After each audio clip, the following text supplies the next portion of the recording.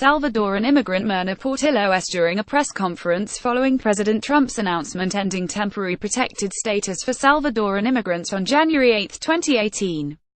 Reuters, Andrew Kelly, thank you for signing up. For more from The Nation, check out our latest issue. On the surface, Vanessa and Enrique Velasco look like they are living the American dream. The two immigrants, both from El Salvador, they met as teenagers while both were taking business studies courses at the university in San Salvador, live in a large, newly constructed, and spotless house in the suburban community of Brentwood, half an hour south of Oakland, California. They have made sure that the house reflects their personalities. In the hallway, just inside the front door, is a large foosball table. Hanging above the fireplace in the living room, when I visited a few days before the new year, were the family's 5 Christmas stockings, each one embroidered with a name in red. In 2016, they began thinking about buying a second home as an investment property. Over the years they have saved money, in retirement accounts, in education funds for their kids. Now, finally, in their late 30s, they feel a bit more financially secure, able to dress in stylish clothes, to drive nice cars. Ad policy. The Velascos have 3 kids, all U.S. citizens, 2 girls, 17 and 12, and a 4-year-old son. Vanessa has successfully homeschooled their 2 daughters, Ariana and Diana. Andres is slated to start kindergarten in September. Enrique has a thriving career as a construction worker, doing landmark restoration projects. Ariana is waiting to hear about whether she has been admitted to the University of California, Berkeley, where she hopes to major in political science. They are, in short, a successful, kind, and considerate family, firmly established in their community, the sort of people whom one would want as neighbors and as friends. But, as it happens, they are also, in the Trump era, living on a knife edge, their legal status now hostage to the whim of an impulsive, relentlessly nativist administration. On Monday, in its latest anti-immigrant move, the administration announced that it would, by September 2019, end temporary protected status for nearly 200,000 Salvadorans, which has allowed people like the Velascos to remain in the United States for the better part of 2 decades and to craft new lives for themselves here. Overnight, these people have now gone from enjoying legal status to soon to be deportable. Their families have suddenly become as breakable, as delicate, as porcelain. El Salvador in the 1990s and early 2000s was a fragile place. In the 1980s, it, along with its Central American neighbors, had been a pawn in the superpower game played out at the end of the Cold War. Huge numbers died in civil wars, most of them at the hands of death squads and other armed forces working for US-supported military regimes. After the civil strife ended, economic chaos continued, and, with that chaos came social breakdown and continued violence, this time the violence of gangs, extortion rackets, and drug smugglers. By the tens of thousands, young Salvadorans, believing they had no future in their home country and fearing for their safety if they stayed, picked up and left. They headed north, hoping to find at least a modicum of security and safety in the United States. Vanessa and Enrique were part of this migration. In 2000, they left the university, flew to San Francisco on a tourist visa, and disappeared into the shadows inhabited by the growing numbers of undocumented residents from Mexico and the smaller countries to its south. So too did Sonia Paz, the oldest of 7 sisters, who fled grinding poverty in 1980s Honduras and made her way to Los Angeles. She left behind, with her mother, her 2-year-old and 6-month-old. It was, she felt, the only way she could financially provide for her children. She would find work and send money back home to buy food and medicine. When she left, she was still lactating and had to duck into filthy rest stations along the way to pump milk from her swollen breasts. She wouldn't see her children again for 5 years, when, finally, she smuggled her way back over the borders, collected her children from her mother, and then slowly, praying they wouldn't be caught, made her way north again.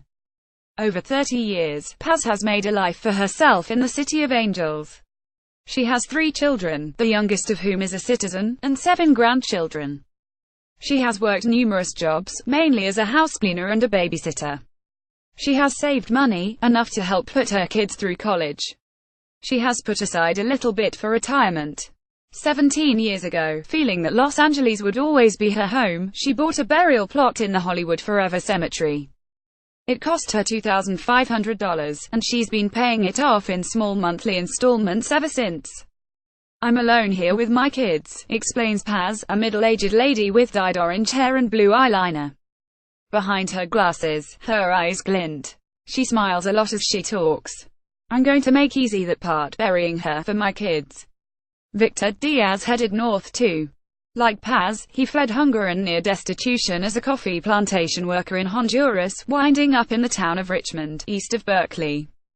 "I didn't have enough money to eat," he says simply. "I decided to come here." So did Orlando Zepeda, who fled El Salvador's civil war in the mid-1980s and ended up in LA. And Mario Guzman, who left Honduras after being tortured for 2 days straight in an army-run jail in the early 1990s. Now, 24 years later, he works as a trash collector in San Pablo, California, and owns 2 small bungalow houses in the city. And Maribel Pacheco, who left Honduras as a teenager in the late 1980s. After a 2-month odyssey, walking and taking buses through Guatemala and Mexico, stopping in cities along the way to do odd jobs to raise money for the next stage in the voyage, a journey punctuated by robberies and assaults and middle-of-the-night border crossings through jungles and deserts inhabited by venomous snakes and other lethal creatures, she finally ended up in San Diego. All came to the United States not on a lark or a whim, but because they feared starvation, political oppression, incarceration, death by gangs, or simply being condemned to lives of endless, relentless, grinding poverty. All survived here in the shadows, worked hard, saved money, kept out of trouble, contributed to the U.S. economy, and, ultimately, after years underground, all ended up being the beneficiaries of a program known as temporary protected status. Somewhere in the range of 400,000 people live in the United States under temporary protected status. It is a gray zone, akin to the Obama administration's DACA program, Deferred Action for Childhood Arrivals, which forestalled deportation for undocumented minors, except TPS is the product of congressional legislation, created under the umbrella of the Immigration Acts of 1990, rather than executive order. For a few years, in the early 1990s, El Salvador was covered by the program. So, too, for a brief period, was post-Gulf War Kuwait. Lebanon was also an early short-term beneficiary, as were war-torn Bosnia and Liberia. After Hurricane Mitch, it was extended to Honduras and Nicaragua in 1999. In 2001, following a major earthquake, El Salvador, which had been removed from the list in the early 1990s, was added back on. After Haiti's catastrophic 2010 earthquake, that country was also covered. In 2014, Sierra Leone, Liberia, and Guinea were granted TPS status due to the outbreak of the Ebola virus. A handful of Middle Eastern countries have been put on the TPS list, as has South Sudan. Those covered by TPS arrived illegally by crossing the border without documents, or they came legally and overstayed their visas, and after they had been here for a while, the countries from which they originated were estimated by the State Department, and later the Department of Homeland Security, which has overseen the program since DHS was established, to be so unstable, because of war, crime, natural disaster, or epidemic, that Washington deemed it not to be in the national interest to return them. If people from the affected countries could prove, through rent receipts, utility bills, or other means, that they had been in the United States from a particular date and had no criminal record, they could file for TPS. A lady I knew said, "Victor, I have good news for you. You can be legal." Diaz remembers, sitting in the carpeted bedroom of the apartment he owns near a freeway overpass in Richmond, on the wall of which is a poster board with photos of his family and the words, "Feliz Dia del Padre." I laughed. I thought she was joking. I went with her and she paid for my first permit. After that, he recalled, my life changed a lot. Because he could work legally, he could command higher wages. At a boatyard, he learned carpentry. Then he got a job building the floors of trucks. Then he began to work as a driver for the bedding manufacturer Sleep Train. His family, some of his children were born in Honduras, whom he brought to the country without papers, others were born here, expanded. His horizons grew. He was able to buy his home, put aside money for his kids. There were 2 motives in play for setting up TPS. One was a humanitarian impulse. And the second, probably the more dominant of the two, was a geopolitical calculus. Mostly, the affected countries were American allies, so it would have been politically awkward to grant tens of thousands of exiles from these lands asylum or refugee status. But the countries were also so economically and politically dysfunctional that returning tens or even hundreds of thousands of migrants en masse would have created an economic catastrophe, swamping already dilapidated public services and depriving those countries of vitally needed dollars, sent by ex-residents now working in the States to families back home. And so, under the radars without the controversy that would later surround DACA, TPS expanded, with bipartisan support, from the early 1990s onward, with one country after another granted such status. Disproportionately, the bulk of TPS recipients over the past 2 decades have been from 3 countries: El Salvador, Honduras, and Haiti. And disproportionately, they ended up in a handful of states, mostly California, Florida, Texas, and New York, with California having by far the largest group. Granting TPS to these hundreds of thousands of men and women simply acknowledged a reality. Like it or not, they were already here, undocumented, living and working in the shadows, and it was both unrealistic and cruel to ship them back to their ravaged home countries. So, the argument went, why not grant them temporary residency with renewable work permits, if they passed the background check, kept their records clean, and paid their taxes? Besides, TPS would take hundreds of thousands of people out of the informal economy, which would boost their earning power, resulting in both higher tax receipts and increased consumer spending. They wouldn't have citizenship, of course, and technically they wouldn't even be permanent residents, so they wouldn't be able to get passports or enroll in welfare programs, but they would be able to work legally. It was thought to be a win-win.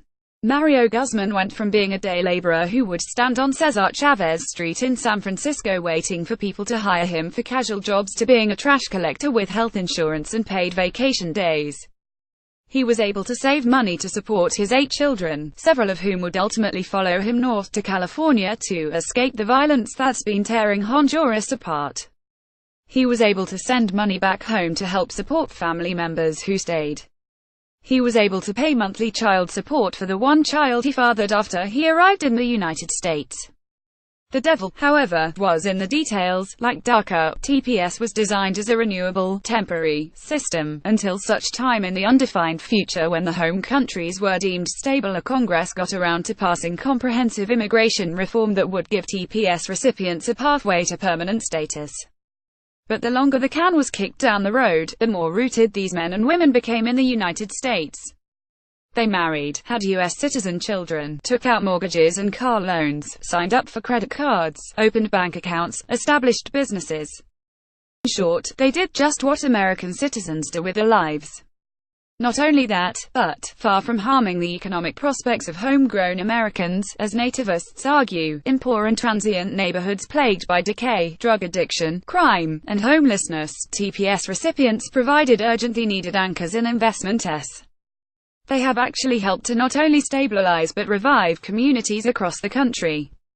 A recent survey conducted by academics at the University of Kansas's Center for Migration Research, in conjunction with an array of immigrant rights groups, found that 94% of male TPS holders and 82% of females were working, that about 1/3 owned their homes, and that roughly half had advanced their education level since arriving in the United States. Some countries, particularly during the early days of the program, were granted TPS for only a few years, meaning the recipients didn't have time to sink deep roots here. A more recent example came in the waning months of the Obama administration, when DHS announced the imminent end of coverage for Liberia, Sierra Leone, and Guinea. About 4,000 people from those countries, or slightly less than 1% of the total TPS population, have been told to leave. But for those countries from where the overwhelming majority of TPS recipients originated, the status was routinely extended for years, and their stay here became, by default, something akin to permanent residency. Over the decades, the Velascos, Victor Diaz, Sonia Paz, and many thousands of others came to think of themselves every bit as American as their neighbors, colleagues, and schoolmates. By 2017, many TPS recipients from countries like El Salvador and Honduras, who had arrived as teenagers or young adults, were well into middle age. In many instances, their children were now adults. Maribel Pacheco's oldest son is studying to be a doctor, her middle child is working toward becoming a nurse, and her youngest is about to enter the Coast Guard. TPS was like a big gate opened for me. Pacheco, now 45, says of the opportunity it provided her to reinvent her life.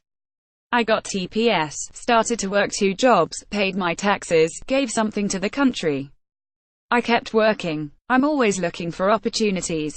I have 3 kids who work and study. When the 2016 election catapulted a sadistic nativist into the White House, the flaw of leaving these men and women in a near-permanent limbo became manifest. In a saner world, TPS could have served as something of a template to normalize the status of the country's roughly 12 million undocumented immigrants. In the insane world of Trump, however, where the GOP has gone down an increasingly xenophobic road, the reverse holds. The precarious status of the 12 million undocumented would now be aggressively extended to those with TPS. Some, if they have married a U.S. citizen or have a U.S. citizen child 21 or older, might be able to apply for permanent residency. But for people like the Velascos and Mario Guzman, whose oldest children are still too young to sponsor them, the future is suddenly fraught with peril. They were now faced with the reality of a president who seems to think that all migrants from El Salvador and Honduras are associated with violent gangs. Trump wants to wind down the entire program, country by country, as a part of his promise to his base not to provide any succor to people who gained a foothold in the United States without possessing the required documents. There is nothing for me in Honduras, says Guzman, sitting in the living room of his cozy California home. There is a political conflict.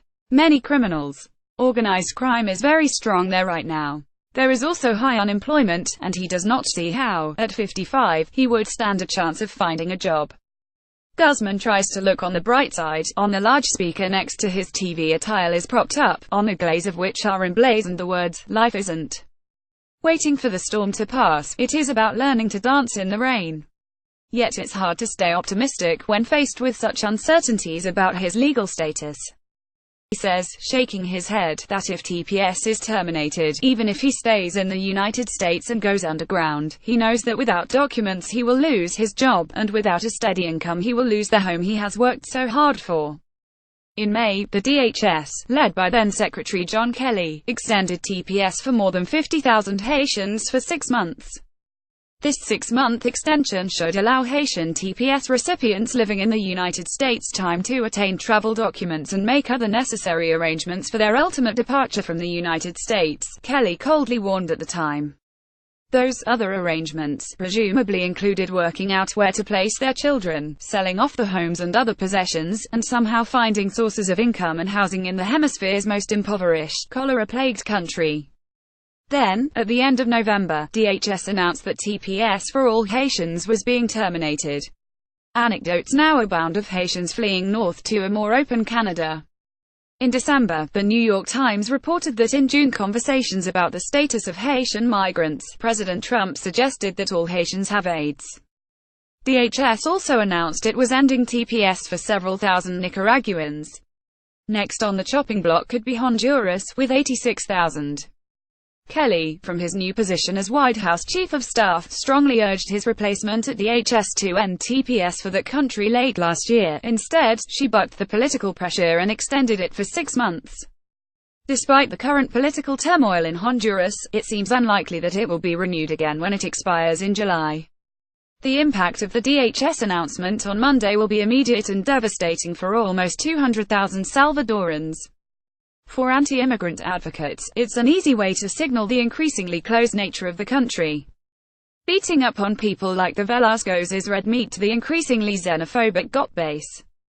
TPS is low-hanging fruit for this anti-immigrant administration, because unlike DACA, its recipients have until recently been largely without a vocal political lobby and without much political support. "We weren't organized," explains Victor Diaz. "We never put our goals anywhere. Only people working. Nobody knew about us. The program itself never received a lot of media attention, so it's reasonable to assume most Americans had never heard of it." Most elected officials, activists found, were also ignorant about how it worked. Only in the past few months have immigrant rights groups started to furiously organize and lobby on the issue. "Now, we'll never be quiet," says Diaz, who recently became an organizer with a San Francisco-based Central American Resource Center, CARC. "If we are all together, we win. If we're scared, they take us out."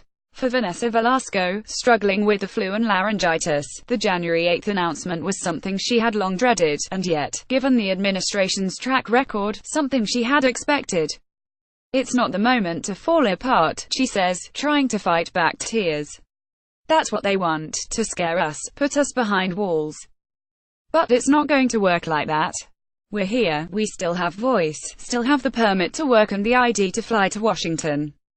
This will be the fight of our lives. Yet time is not on the organizers' side.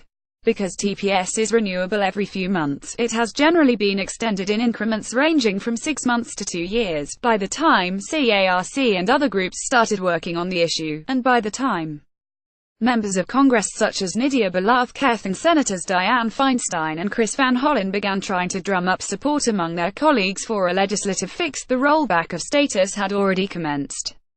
Velasquez, along with 58 other sponsors, has introduced the American Promise Act, providing a pathway to permanent residency for people who were granted TPS before October 2017 and had lived in this country for at least 3 years. It has been endorsed by the Congressional Hispanic Caucus, but, despite 7 GOP representatives writing to DHS last year urging that protections be granted, it hasn't yet picked up the support it needs to pass. We need to build as broad a coalition as possible to maximize the outcry and build pressure to solve this. I can say that, in addition to immigration advocacy groups, labor organizations have been particularly outspoken and helpful in this regard, says Velasquez. Given the economic importance of TPS beneficiaries to many communities, I am hoping to also see the business community engage. In recent months, Trump's defenders have taken to calling him Churchillian, citing his resolve in the face of myriad enemies. But Churchill's motto was, in war, resolution; in defeat, defiance; in victory, magnanimity; in peace, goodwill. There is nothing magnanimous, nothing signifying goodwill, in Trump's actions. To the contrary, in using the most powerful agencies of the federal government to terrorize millions of law-abiding residents, in removing legal status from entire groups of people, Trump is wreaking havoc on a massive scale. He'll be separating tens of thousands of parents from their children, since many children of TPS do not have passports or other documentation from their parents' countries of origin, and would thus face obstacles returning with them. And quite apart from those technical issues, how many parents will be willing to subject their kids to conditions of abject poverty and, often, extreme physical danger in a country they've never been to? The revocation of TPS, Representative Velasquez said on Monday, is another cold-hearted, disgraceful step by the Trump administration targeting hard-working immigrant families who have been here for decades, building lives, planting roots and contributing to local communities and economies.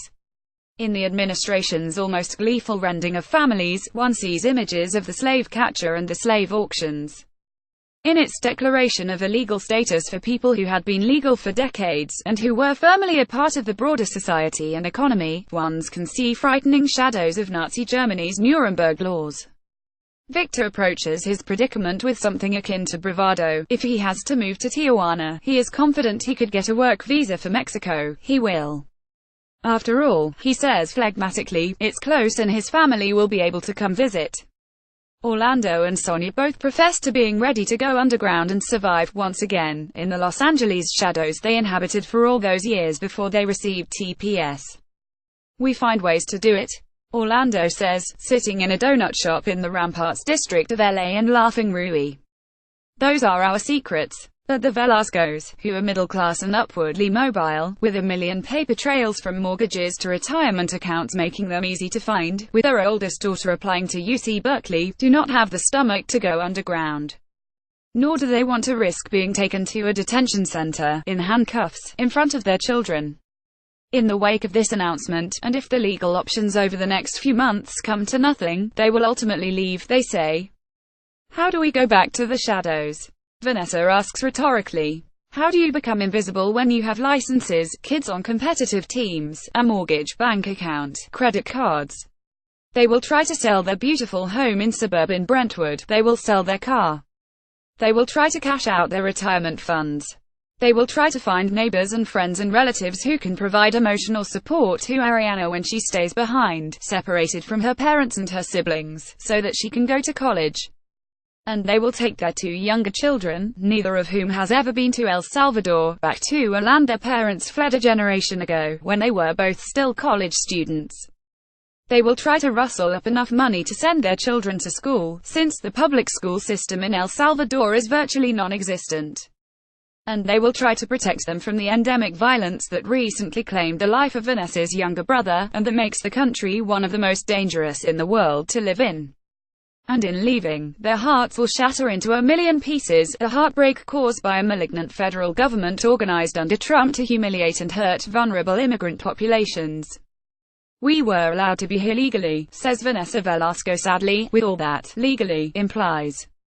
And suddenly it's pack and leave. We have kids, US citizen kids, with rights. The impact of leaving kids here alone is hard. Who's going to provide for them? Who will be their support when they need emotional support? We don't learn from history, all the human suffering.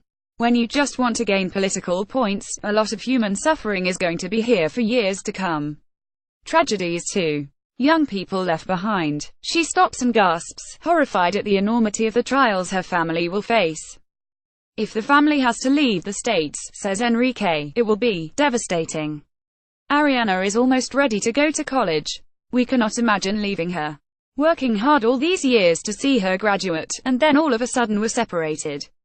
Leaving her here alone, so young, trying to survive. For Ariana, the prospect is almost unfathomable. I want my parents to be here when I graduate, to be here each step as I go along my life, the 17-year-old says softly.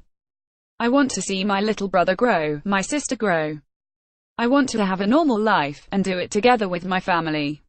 Vanessa, a slim, striking-looking lady, with dark black hair and curled eyelashes, looks at her 2 daughters sitting next to her on the sofa. Her oldest, on the cusp of adulthood, looks remarkably like her. A year ago, we had other dreams, to invest in another home, a trip to Disneyland. But right now, we just want to be together, not have this big shadow over everything. When I put the kids to sleep, I just want to freeze the moment. We give them a good night kiss.